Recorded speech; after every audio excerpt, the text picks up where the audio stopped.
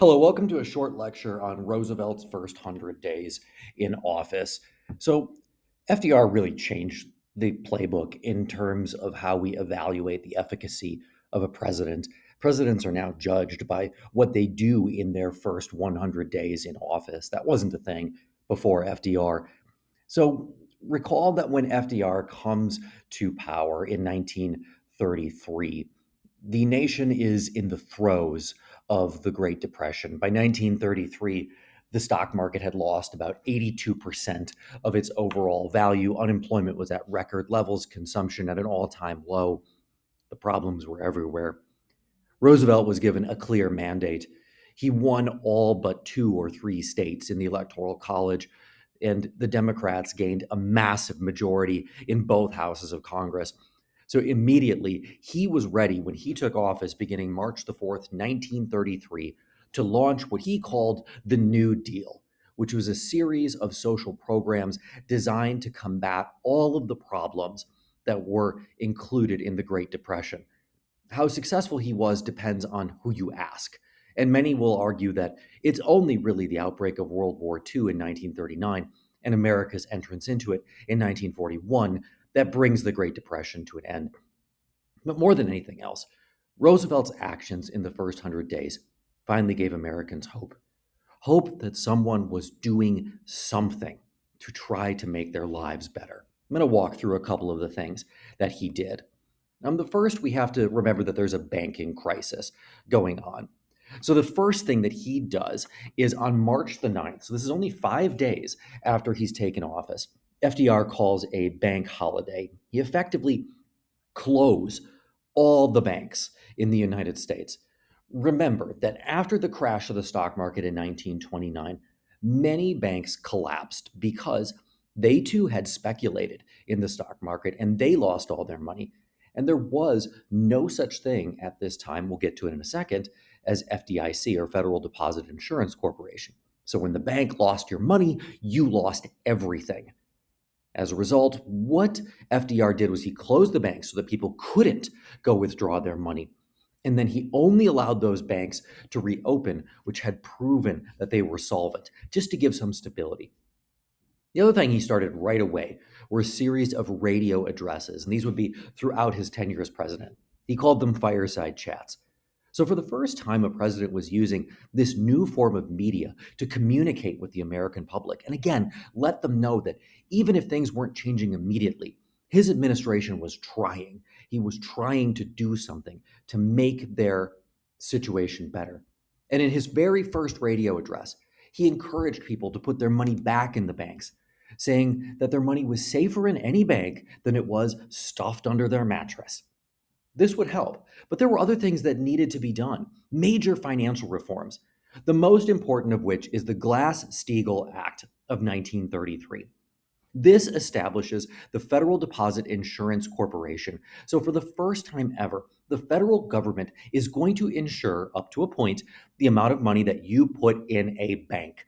So, even if the bank doesn't have the money to pay you back, the US government will step in and make sure that you get repaid for the money that you deposited in that institution.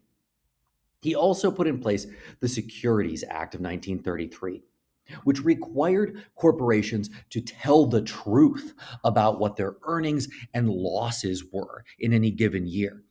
This, everyone hoped, would help cut down on some of the rampant speculation in the stock market that had led to the collapse in the first place. Then, of course, there were massive numbers of people who were unemployed. And so, right away, FDR recognized he had to give people jobs. The government had to step in and provide employment right away for individuals who needed work. And so, he forms two organizations to do that, both in 1933. One was the Civilian Conservation Corps, or the CCC. This provided jobs for young men in areas and projects such as reforestation, park management, and erosion control. If you've been to a major American park ever in your life, you have probably seen something that was built, maintained, constructed by the Civilian Conservation Corps. The other was the Federal Emergency Relief Administration. This was a grant program designed to give money to the states so that the states could enact their own relief efforts immediately. So they didn't have to wait for tax income to come in. And many of them didn't have it. Instead, the federal government would give the states money and would allow them to use that money to put people to work in the ways that they saw fit. Some of the hardest hit people in the Great Depression were farmers. And so what FDR did was put in place there's the Agricultural Adjustment Act on May the 12th, 1933. The goal here was actually to pay farmers not to farm. Because in the years leading up to the stock market crash in 1929, farmers had been over farming so much. There was so much corn, so much wheat in the market that as a consequence, the price plummeted. We needed to get those prices back up. So the government paid farmers not to sow crops for those years to allow the demand for those crops to go back up so that when farmers did produce a crop again, they could sell it for a profit. But of course, the industrial world needed recovery as well in many different ways. And so FDR passed a series of acts in 1933.